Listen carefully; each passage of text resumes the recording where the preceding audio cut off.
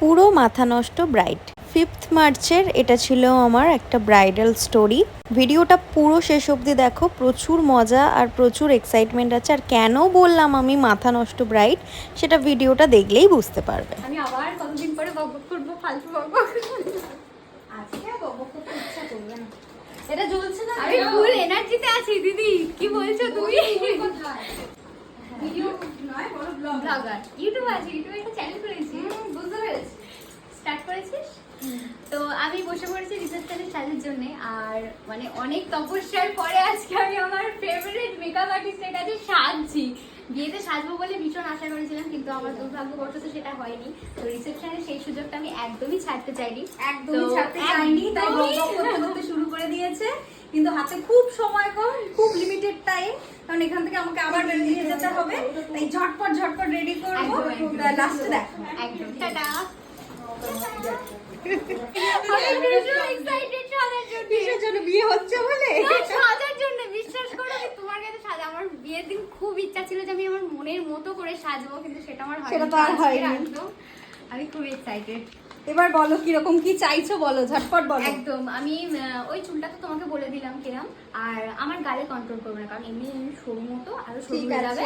নাকটা কন্ট্রোল করবে, থ্যাবড়া আছে একটু সরু করে দেবে। আর আই মেকআপটা তোমার যেমন ইচ্ছা। আচ্ছা, আই মেকআপটা দিদির যেমন ইচ্ছা, আমার লেহেঙ্গার সাথে যেমন যাবে তেমন করে দেবে। শুধু যেন একটু চোখগুলো বড় বড় দেখে, কারণ আমার গ্লিটারি কিছু রাখবো নাকি একদম সেটেল তুমি নিউডের উপর করবে। হ্যাঁ। কেন মাথা নষ্ট বললাম তাহলে বোঝা গেল? আরে দাঁড়াও, ভিডিওটা পুরোটা দেখো, এখনো আরো বাকি আছে। মাথা নষ্টর কি দেখলে? বাবা ফাটিয়ে দিয়েছে। তো মডেলওয়ালা পোজ দেওয়ার পর ওর রিকোয়ারমেন্ট অনুযায়ী আমি সাজাতে শুরু করে দিয়েছিলাম।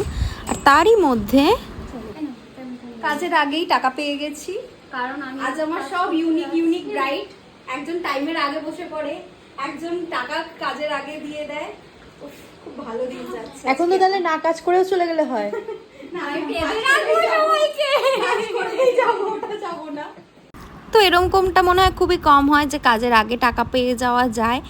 আর যাই হোক, কাজের আগে টাকা পেয়ে গিয়ে আরও বেশি কাজ করার মনে হয় এনার্জিটা বেড়ে গেছিলো, কাজ করছিলাম।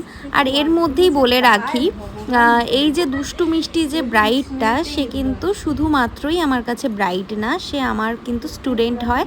আমার 14th মেকআপ আর্টিস্ট ব্যাচের স্টুডেন্ট।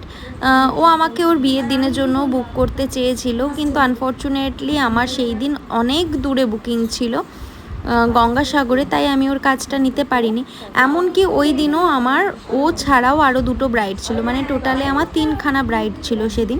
মানে এই লুকটার জন্যই তো আমার দিদিকে বুকিং করা। মানে পুরো চুমু লাগছে, পুরো চুমু। আমার আর কিছু বলার নেই, দারুণ লাগছে। আর আমাকে যে এত ভালো লাগছে, মানে